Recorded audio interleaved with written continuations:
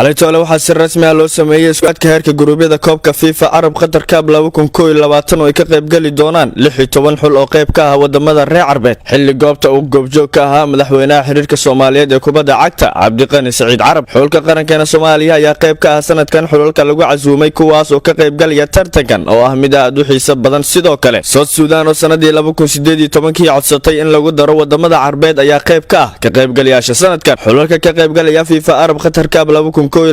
ayaa kala ah Qatar, Tunisia, Bahrain, Kuwait, Mauritania, Somalia, Sudan, Djibouti, Saudi Arabia, Jordan, South Sudan, Algeria, Egypt, Lebanon, Isutaga Imaraadka Carabta, Monaco, Comoros, Palestine, Syria, Iraq, Yemen, Oman iyo waliba dalka Liibiya sagaal xul ayaa si toos ah u aadi doona heerka guruubyada iyagoon marin wax isreebreeb ah iyadoo lagu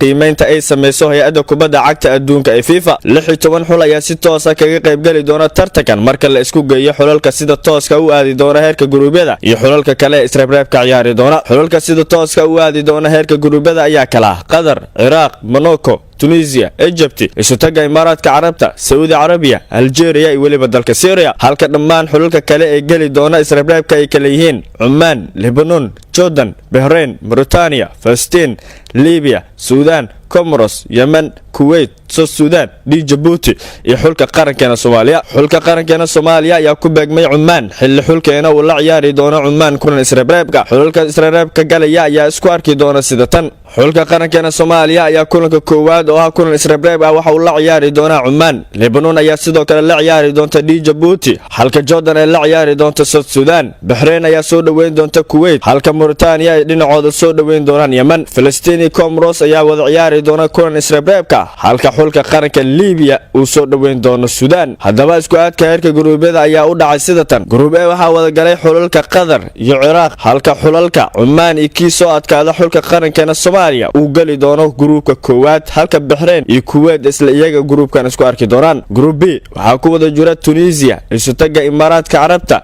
iyo waliba Syria halka Mauritania iyo Yemen ay soo ciyaari doonaan kulan isreebreeb ah group C waxa ku wada jira Morocco Saudi Arabia halka xulalka kala Jordan iyo South Sudan kii soo adkaada uu ku biiri doono labadaas xul Palestine iyo Comoros ayaa si lamid ah ku jiro group C iyagoo ciyaari doona kulan isreebreeb ah group D waxa ku wada jira Algeria Egypt iyadoo xulalka kala Lebanon iyo Djibouti ay ciyaari doonaan kulan isreebreeb ah halka Libya iyo Sudan kii soo adkaada uu groupkaasi ku sii biiri doono si kastaba ahaatee kulamada tartankan ayaa la ciyaari doona 1 ilaa 18 bisha December ee sanadkan iyadoo hordhac uu yahay Koobka Aduunka oo sanada 2022 lagu martigelin doono dalka Qatar waxaana u rajaynaynaa xulka qarankeena Soomaaliya inuu heer fiican ka gaari doono tartankan